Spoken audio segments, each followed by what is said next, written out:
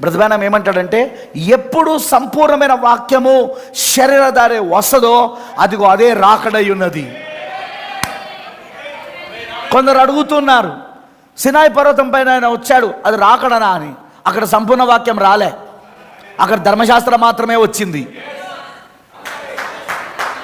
మోషేకు ధర్మశాస్త్రం మాత్రమే ఇవ్వబడింది అక్కడ. కరెక్టేనా కాదా? సినాయి పర్వతం పైకి సంపూర్ణ వాక్యం వచ్చిందా? రాలా. సంపూర్ణమైన వాక్యం రాలే అక్కడ.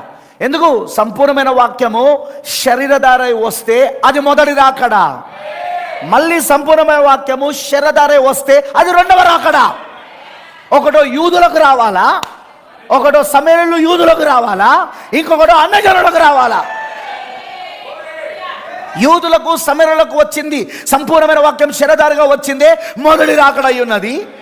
అలానే ఇప్పుడు మరలా అన్యజనులైన మనకు చివరి కాలం, అన్యజనుల కాలం యొక్క ముగింపులో మరలా సంపూర్ణమైన వాక్యం శరీరధారై రావడమే ఇది రెండవ రాకడ.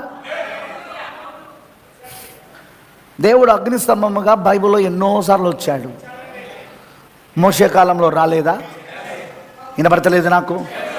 సినాయి పర్వతం పైకి రాలేదా? కానీ అది రాకడ కాదది. ఎందుకంటే రాకడాన్ని దేన్ని అంటారంటే, సంపూర్ణమైన వాక్యము శరీరధారే వచ్చినప్పుడు రాకడాది.